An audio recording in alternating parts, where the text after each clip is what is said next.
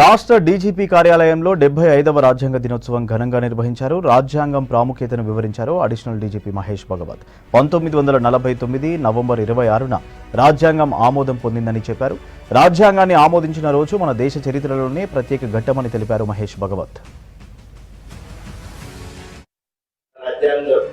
26 November 1949 రోజు our drafting committee has given us this Constitution of India, which came into force on 26 January 1950.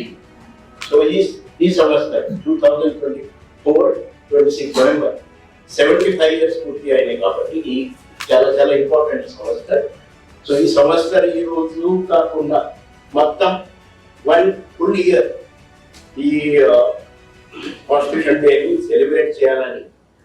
So ఈ రోజు ఈ constitution day సందర్భంగా I will request our IGPN to give place